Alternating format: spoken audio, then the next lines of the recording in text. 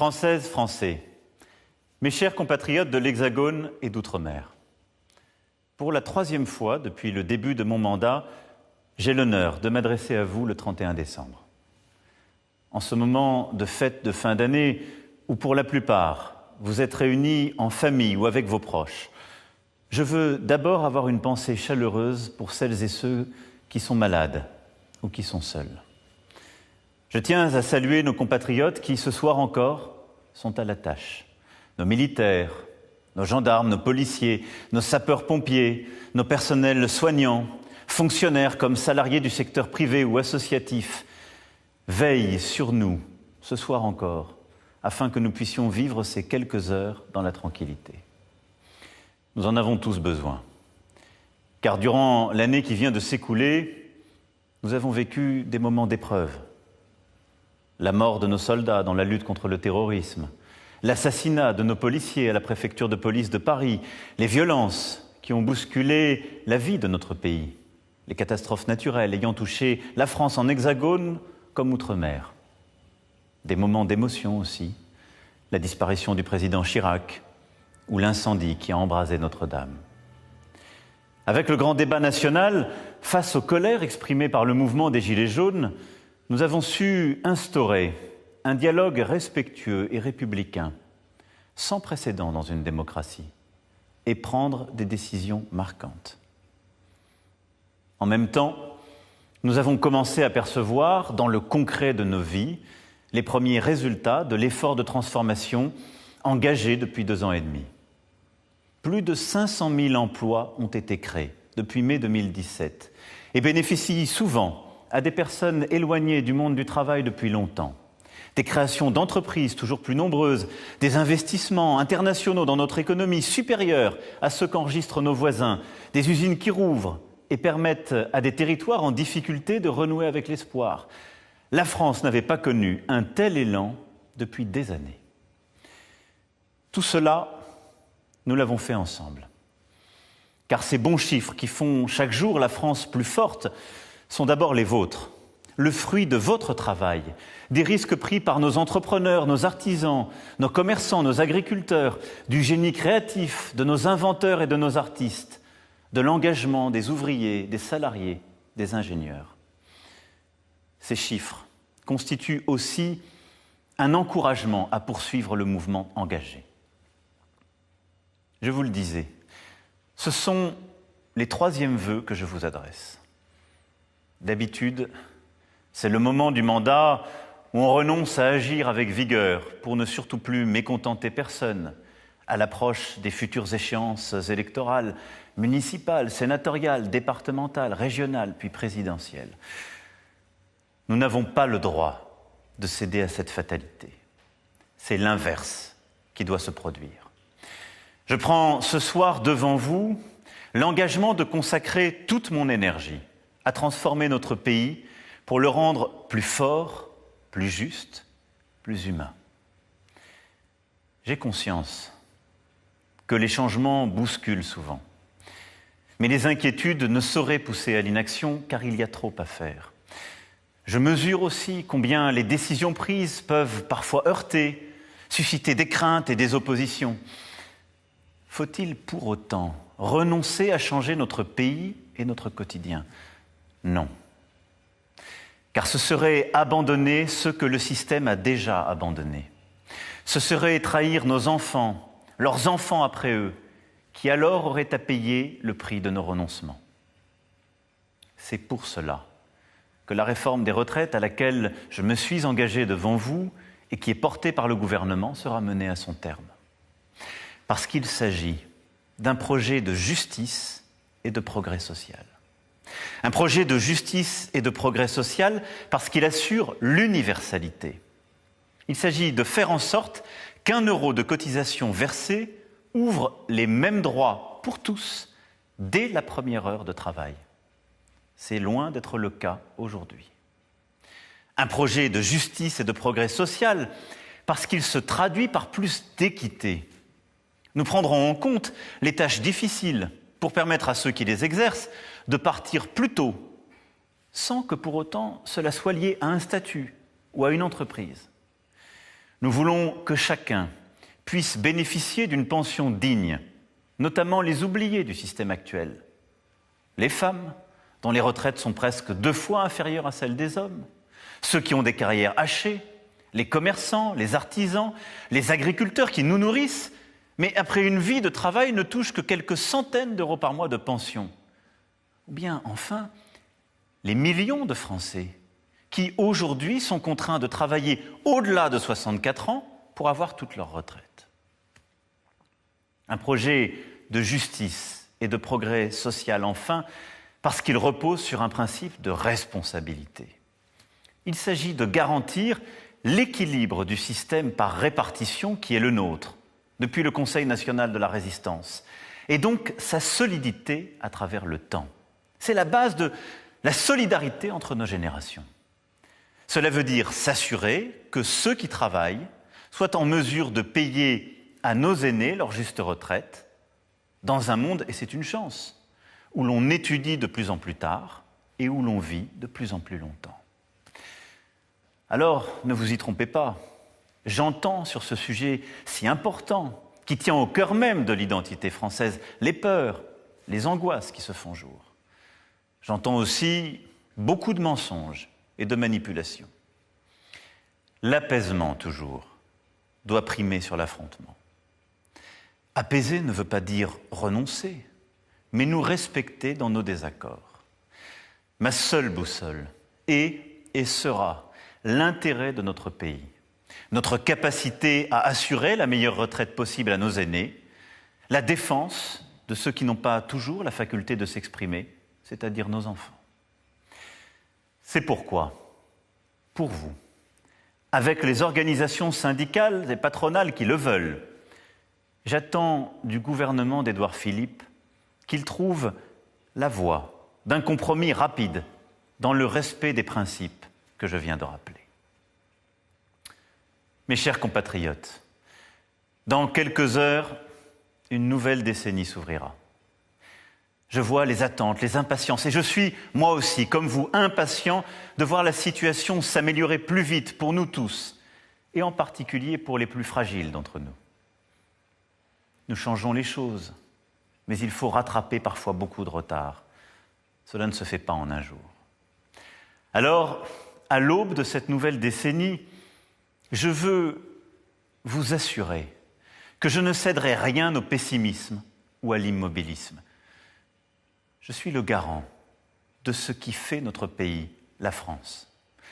Nos institutions, nos forces vives, notre sécurité sociale, notre culture, notre laïcité, l'égalité entre les femmes et les hommes, notre solidarité. Je tiens, comme vous, à ce qui nous lie, ce qui nous unit, à ce que nous sommes. Nous n'avons pas à nous adapter au cours des choses, ce n'est pas la France, mais à rester fidèles à ce que nous sommes, en bâtissant une société nouvelle qui répond, selon nos choix, aux bouleversements en cours.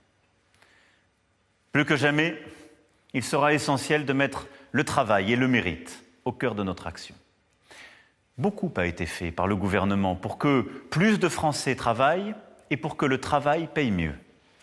Nous devons poursuivre sur cette voie.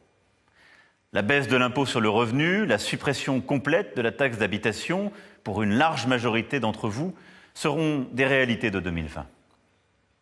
Je veux que nous continuions à favoriser l'initiative, à simplifier, à permettre davantage d'innovation, à permettre de travailler mieux, de partager la richesse créée dans toutes les entreprises, à aider nos agriculteurs et nos pêcheurs à vivre dignement de leur travail, comme à tous les entrepreneurs et salariés. C'est la condition pour une nation forte et indépendante. Si nous voulons lutter efficacement contre les injustices, contre le fait que, dans notre République, trop d'enfants voient leur destin décidé le jour de leur naissance, nous devons continuer d'investir davantage dans l'éducation et la santé. Éduquer, instruire, former, soigner, accompagner sont des missions essentielles. Nous continuerons de faire de l'école, de l'apprentissage et de la formation tout au long de la vie le socle de notre société. Nous entamerons la revalorisation et la transformation des carrières des enseignants, des professeurs, des soignants. Nous mènerons une politique ambitieuse pour l'hôpital auquel je tiens tant et pour une médecine plus humaine, centrée sur le patient. Nous aurons aussi cette année à prendre des décisions essentielles pour nos concitoyens en situation de handicap comme pour nos aînés en situation de dépendance. 2020 sera aussi l'année où un nouveau modèle écologique doit se déployer. Nombre de décisions ont été prises en la matière. Fermer les centrales à charbon, arrêter les nouveaux forages, et je ne citerai pas tout ici. J'attends beaucoup des propositions que préparent 150 de nos compatriotes qui se sont engagés dans la Convention citoyenne et travaillent depuis plusieurs semaines d'arrache-pied.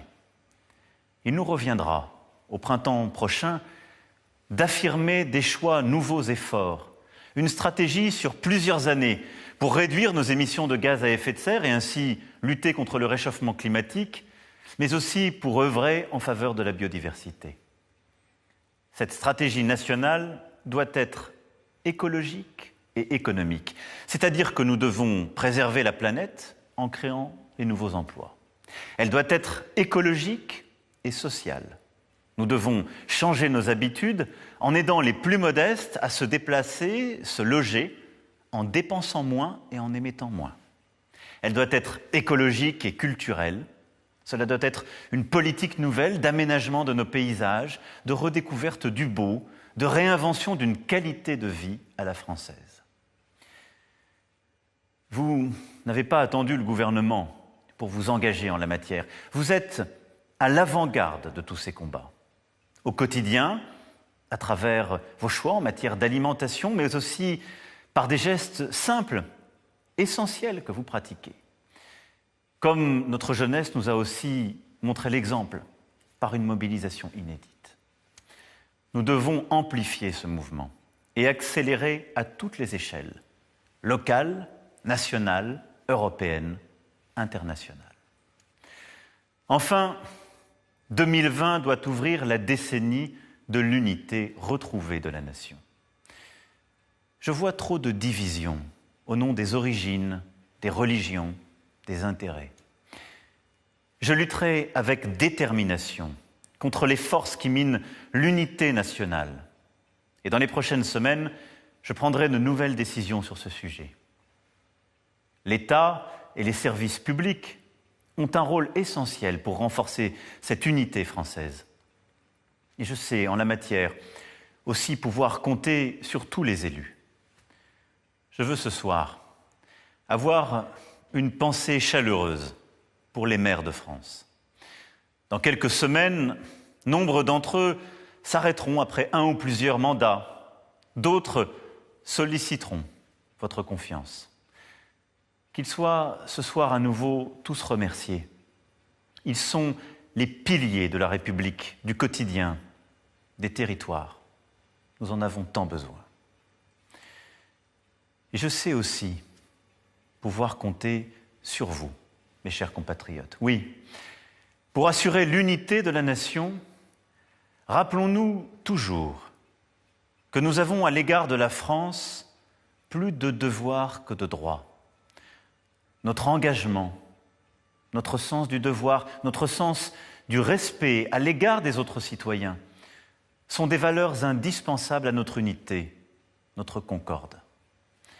Ces valeurs sont au cœur du service national universel qui se déploiera durant l'année qui vient et auquel j'attache la plus grande importance.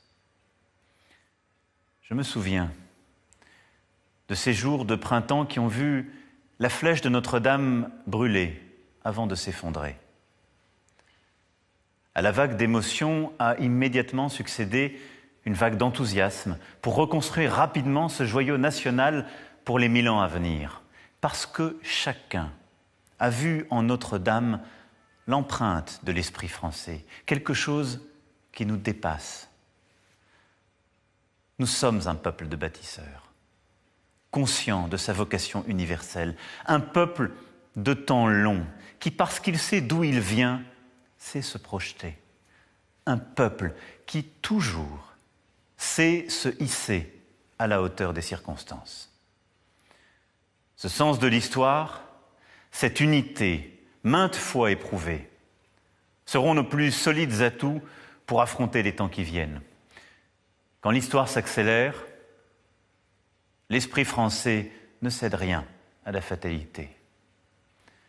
Nous l'avons démontré en préservant l'accord de Paris sur le climat, en pesant sur la résolution des crises qui, en Ukraine, en Iran, en Libye, en Syrie, ont un impact direct sur notre sécurité, en nous engageant avec détermination contre le terrorisme au Sahel. Nous aurons à le démontrer à nouveau dans les semaines et les mois à venir. En particulier, pour que se construise une Europe souveraine sur le plan de la défense, de la sécurité, du climat, du numérique. Une Europe qui, fière de son modèle démocratique, alliant liberté et solidarité, sera tout à la fois notre bouclier et notre porte-voix. À cet égard, la sortie du Royaume-Uni de l'Union européenne est une épreuve. J'œuvrerai pour maintenir entre nos deux pays une relation solide. Mes chers compatriotes, si nous le choisissons et si nous nous rassemblons, la décennie qui s'ouvre peut être la nôtre. Notre nation peut devenir celle qui invente les moyens de vivre forts et heureux en ces temps de grands bouleversements. Je nous en sais capable. Il nous faudra savoir faire des choix clairs, investir dans l'avenir, dans notre jeunesse, notre recherche, ce nouveau modèle, et nous projeter à l'horizon de cette décennie. Oui, je crois en nous, en notre capacité à bâtir la France en commun. Ensemble, faisons de la décennie qui s'ouvre une décennie française et européenne. Chacun d'entre vous a son rôle à jouer. Chacun d'entre vous est essentiel pour y parvenir. C'est pourquoi ce soir, je forme des vœux de paix et de bonheur pour vous tous. Quant à moi, sachez combien je mesure chaque jour l'immense honneur qui m'est fait de vous servir, de présider notre République et de préparer l'avenir de notre nation. J'y consacrerai toute mon énergie, avec beaucoup de cœur, portant chaque jour vos enthousiasmes comme vos exigences. Je vous souhaite une très bonne année 2020. Vive la République! Vive la France!